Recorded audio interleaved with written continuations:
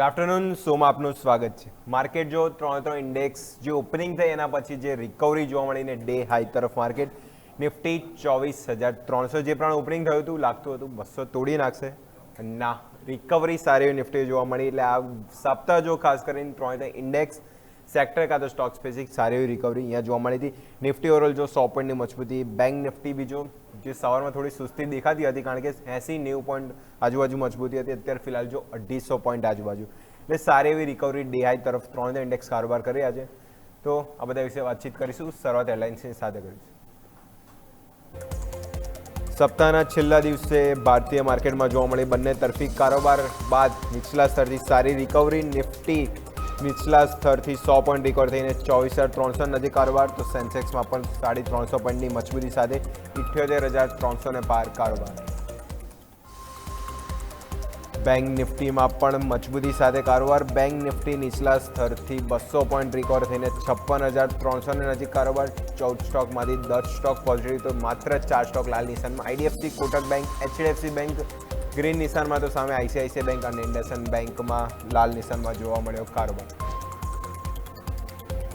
FMCG પેક્ટમાં પણ જોવા મળી મજબૂતી. ઇન્ડેક્સ 2%થી વધુ મજબૂત. હિન્દુસ્તાન યુનિલિવર, આઈટીસી, નેસ્લે નિફ્ટીના ટોપ ગેનર્સમાં, તો યુબીએલ, ડાબર, વરુણ બેવરેજીસ અને કોલગેટમાં પણ જોવા મળી સારી મજબૂતી.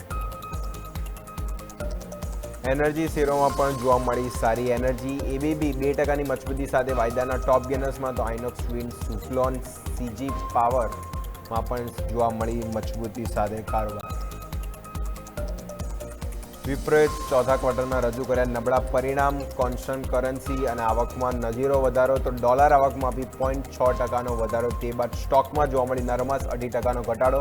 તો સામે એચડીએફસી લાઈફના પણ પરિણામ રહ્યા નબળા. ન્યૂ પ્રીમિયમ ઇન્કમમાં 9% વધારો, તો વેલ્યુ ઓફ ન્યૂ બિઝનેસમાં 8%થી વધુનો ઘટાડો. માર્જિન પણ રહ્યા નેગેટિવ અને સ્ટોકમાં જોવા મળે 3%થી વધુનો કડાકો.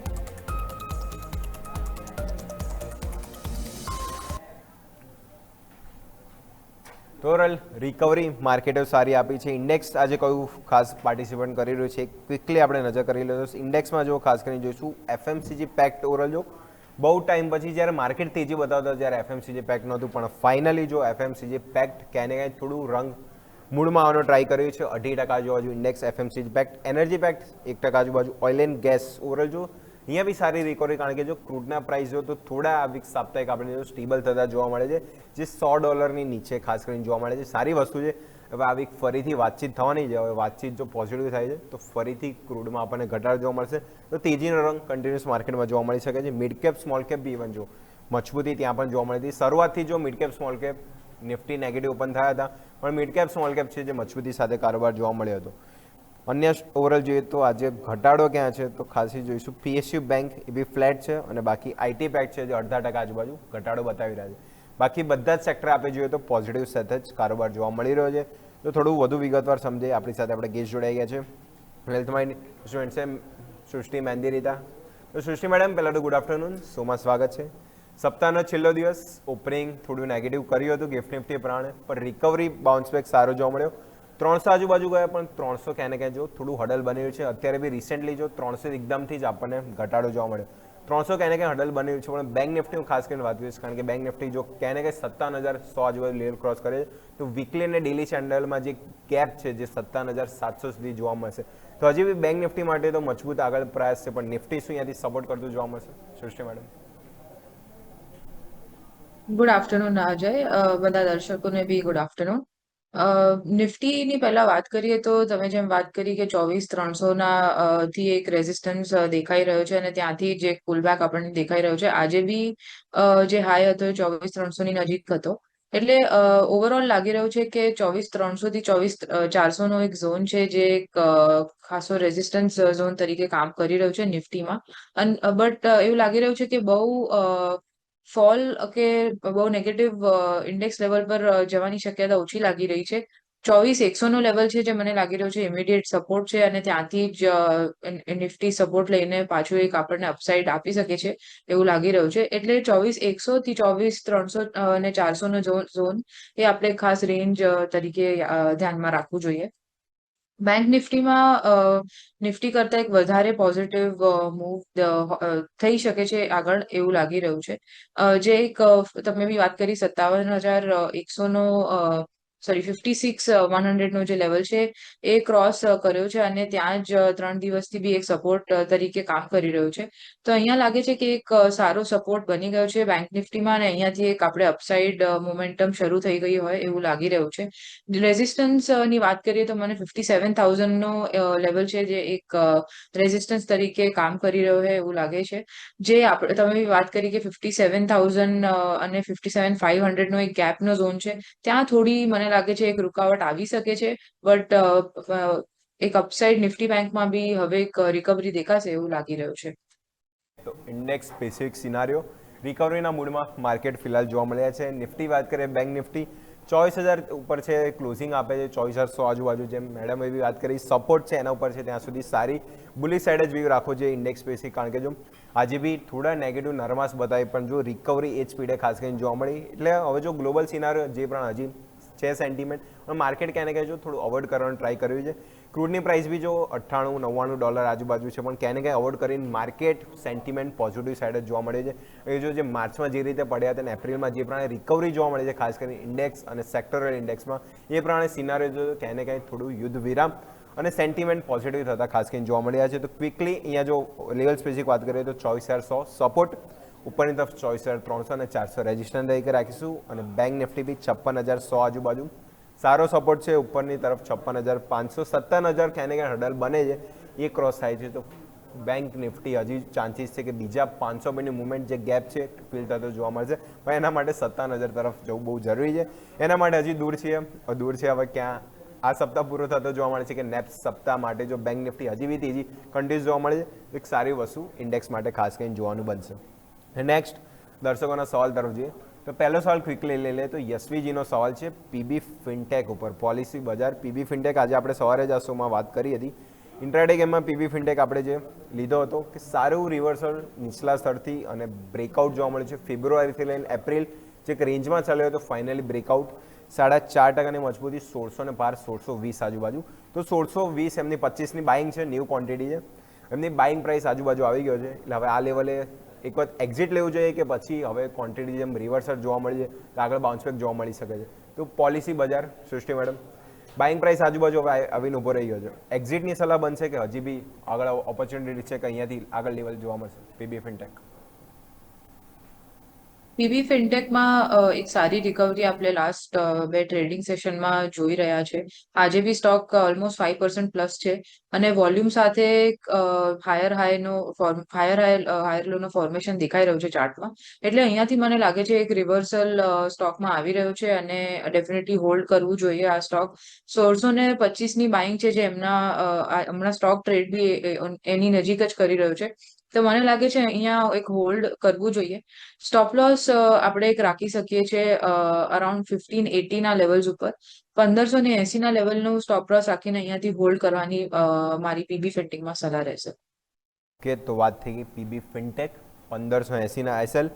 અને નેક્સ્ટ મોમેન્ટમ જો ઓવરઓલ લાસ્ટ વીકથી આવી ગણે તો સ્ટોક સારું પરફોર્મન્સ. 2 દિવસની વાત કરીએ તો ગઈકાલે બી આપણે જોશું સારું પરફોર્મન્સ, 3 થી 4%ની મજબૂતી, આજે બી 4%. એટલે 2 દિવસમાં સ્ટોક જો 8% આજુબાજુ રિટર્ન આપી ચૂક્યા છે. એટલે પીબી ફિનટેક પોલિસી બજાર પરફોર્મન્સ વાઇઝ સારું રિકવરી આપણને જો છેલ્લાની પણ આ વીકથી જ ગણી લે સારું પરફોર્મન્સ જોવા મળ્યું. એટલે 1580નો એસએલ રહેશે અને આગળ નવી તેજી આપણને ટાર્ગેટ ક્વિકલી એના ઉપર જોવા મળી શકે છે. તો પીબી ફિનટેક ખાસ કરીને અહીંયાથી ફોકસ કરીશું. ઓવરઓલ તો વાત થઈ ગઈ પીબી ફિનટેક. હવે નેક્સ્ટ સવાલ ક્વિકલી લઈ લો તો નેક્સ્ટ ક્વેશ્ચન ઓવરઓલ જોઈશું એચડીએફસી એએમસી ઉપર છે. એચડીએફસી એએમસી ઓવરઓલ જોઈશું. આ સ્ટોક બી ગઈકાલે જે ક્વાર્ટરના રિઝલ્ટ આવ્યા એના પછી સારું પરફોર્મન્સ જોવા મળ્યું હતું. તો બાઇંગ પ્રાઇસ 2200 આજુબાજુ છે અને સ્ટોક 2700, 4.5% આજુબાજુ મજબૂત, 100 ક્વોન્ટિટી છે એચડીએફસી એએમસી. તો સૃષ્ટિ મેડમ, એચડીએફસી એએમસી ઓવરઓલ તો વાત કરીએ પોર્ટફોલિયો સ્ટોક આપણને જોવા મળે છે. સારું પરફોર્મન્સ, રિઝલ્ટ સારા આવ્યા. ઓવરઓલ 52 આપણને ડિવિડન્ડની બી જાહેરાત કરી ₹52 આજુબાજુ. તો એચડીએફસી એએમસી હજી બી પોટેન્શિયલ છે 3000 સુધી લોંગ ટર્મના સિનારિયા માટે? એચડીએફસી એએમસીના જેમ તમે વાત કરી રિઝલ્ટ સારા આવ્યા છે અને આજે આપણે એક સારી મૂવ આ સ્ટોકમાં જોઈ રહ્યા છે. મને લાગી રહ્યું છે કે 3000 સુધી સ્ટોક પાછો આવી શકે છે. બહુ શોર્ટ ટર્મમાં નહીં પણ થોડો ટાઈમ આમાં લાગશે બટ ડેફિનેટલી સ્ટોક ફંડામેન્ટલી સારો છે અને ટેકનિકલી બી વોલ્યુમ સાથે આપણે એક રિકવરી નીચેના લેવલ્સથી જોઈ રહ્યા છે એટલે લાગી રહ્યું છે કે 3000 લેવલ ફરીથી સ્ટોકમાં આવી શકે છે. તો પોર્ટફોલિયો સ્ટોક સારી મજબૂતી, તો અહીંયા મોમેન્ટમ હજી બી કન્ટિન્યુઅસ જોવા મળી શકે. Q4 પરિણામ બીજો બેસ્ટ આપ્યા હતા, 52 રૂપિયાનું ડિવિડન્ડ બી જાહેરાત કરી. અને એમસી સ્ટોકની વાત કરું તો સારું પરફોર્મન્સ આઈસીઆઈસી એમસી બીજો સારું પરફોર્મન્સ આપ્યું હતું, એચડીએફસી એમસી બી લઈ લે તો સારું પરફોર્મન્સ આ સ્ટોક આપતા રહ્યા છે. તો આપણને નજીકમાં બી 3000 સુધીના લેવલ આ સ્ટોક બતાવી શકે છે. તો હોલ્ડની સલાહ છે એચડીએફસી એમસી. તો આજ સાથે લઈશું એક બ્રેક બાદ જે આગળ અન્ય સવાલ છે અને માર્કેટ પર ચર્ચા યથાવત રાખીશું.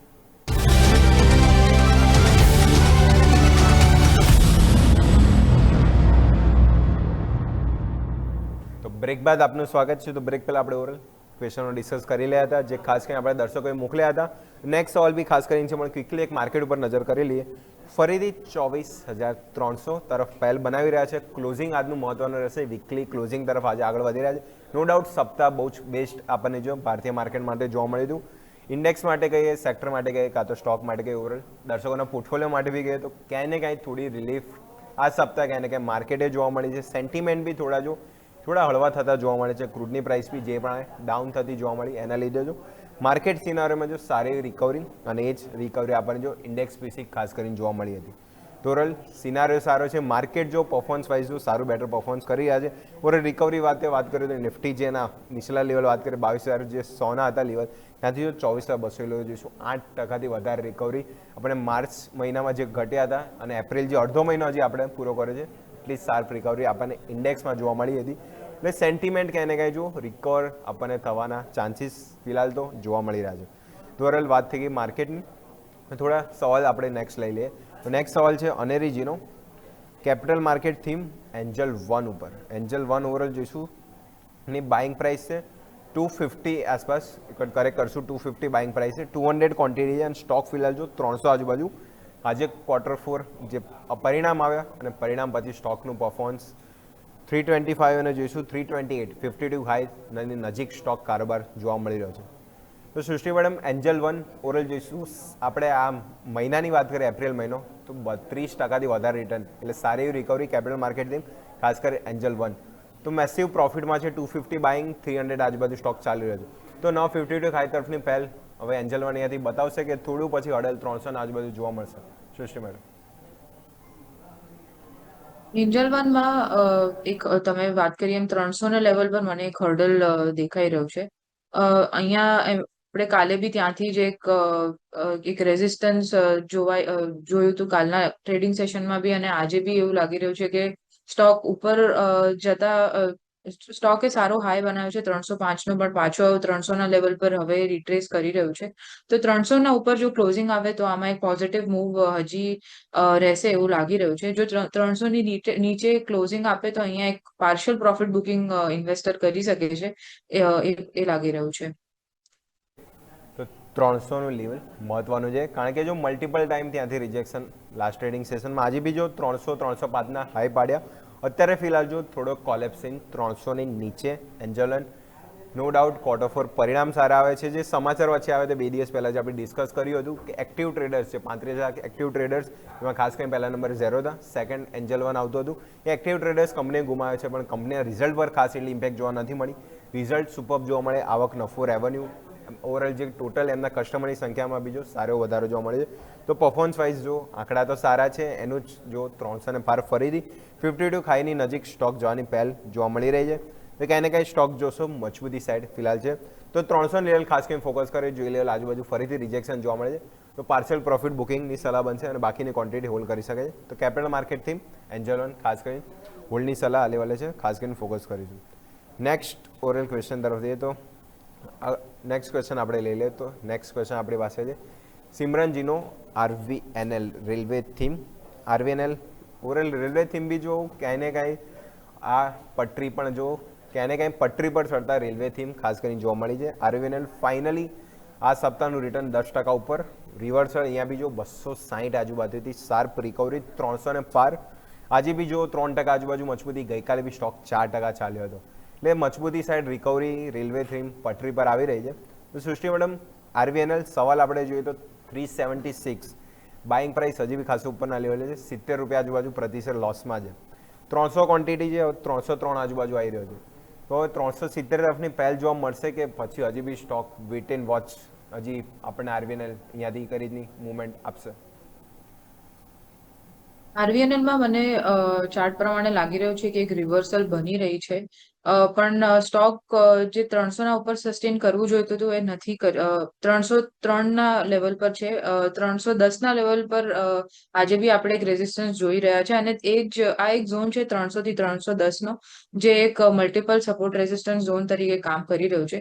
એટલે અહીંયા મને લાગે છે થોડું પાછું કે કન્સોલિડેશન આપણે જોઈ શકીશું. પણ આના પછી જે એક બ્રેકઆઉટ આવે તો 350 ના લેવલ્સ પર પાછા આપણે સ્ટોક્સમાં જોઈ શકીશું એવું લાગી રહ્યું છે. ઇન્વેસ્ટર થોડા લોસમાં છે, તો અહીંયા એક લોસ એમને નાનો લોસ છે તો બુક કરવું હોય તો કરી શકે છે. પણ જો લોંગ ટર્મ હોલ્ડ કરવું હોય તો મને લાગે છે એક રિવર્સલ આમાં ડેફિનેટલી દેખાઈ રહી છે, અને 350 થી 370 ના જે એમના બાઇંગ પ્રાઇસ છે ત્યાં સુધી સ્ટોક આવી શકે છે એવું લાગી રહ્યું છે. એસ્પેક્ટ જે એમના બાઇંગ પ્રાઇસ આજુબાજુ ખાસ કરીને અહીંયાથી જોવા મળી શકે છે સ્ટોક, તો રિવર્સલ આપણને જો રેલવે થીમ ક્યાંને ક્યાંય થોડી પટરી પર આવતી જોવા મળી છે. તો આજનું 310નું જે રેઝિસ્ટન્સ જોવા મળ્યું હતું એ ક્વિકલી ક્રોસ કરી જાય છે, સસ્ટેન થાય છે. તો નેક્સ્ટ ટાર્ગેટ જે લોંગ ટર્મ માટે બન્યા છે 350, 370 અહીંયાથી ટાર્ગેટ ખાસ કરીને જોઈશું આરવીએનએલ રેલવે થીમ. ઓર આજે ઓર્ડર બી મળ્યો હતો ક્યાંને ક્યાંય જે L1 બીડર તરીકે 1000 કરોડ આજુબાજુ. એટલે ઓર્ડર બુક તો કંપની પાસે સારી છે, પણ પરફોર્મન્સ વાઇઝ જો તો કંપની નીલ જોવા મળ્યું હતું, એટલે નેગેટિવ જોવા મળ્યું હતું. ઓર્ડર બુક મેસિવ છે પણ રિટર્ન નેગેટિવ છે, તો ક્યાંને ક્યાંય મેળ જો તો થોડો કોન્ટ્રાવ્યૂ જોવા મળ્યું છે. એટલે રેલવે થીમ જો કઈ રીતનું મોમેન્ટમ ખાસ કરીને લોંગ ટર્મ માટે તો હોલ્ડની સલાહ છે. આરવીએનએલ ખાસ કરીને હોલ્ડ કરીશું.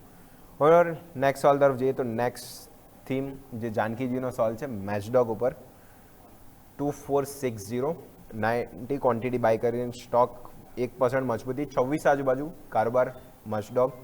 ડિફેન્સ થીમ ઓવરઓલ જો તો સારું પરફોર્મન્સ, ખાસ કરીને HL જોવું તો સારું પરફોર્મન્સ છેલ્લા 10 વીકની 10 દિવસથી જોવું તો ગઈકાલે આપણે શોમાં વાત કરી હતી, 10 દિવસથી હાયર લો ફોર્મેશન. ડિફેન્સ થીમ આ સપ્તાહ જો ખાસ કરીને સારું જોવા મળ્યું હતું.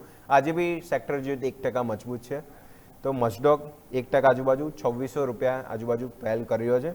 નવી એન્ટ્રી માટે મચડોગ આ લેવલે જોવા મળશે, અને લોંગ ટર્મ 1 થી 2 વર્ષ કયા ટાર્ગેટ મચડોગ માટે? તો સૃષ્ટિ મેડમ, નવી એન્ટ્રી મચડોગ આ લેવલે અને 1 થી 2 વર્ષ માટે કયો ટાર્ગેટ અહીંયાથી ફોકસ કરશે?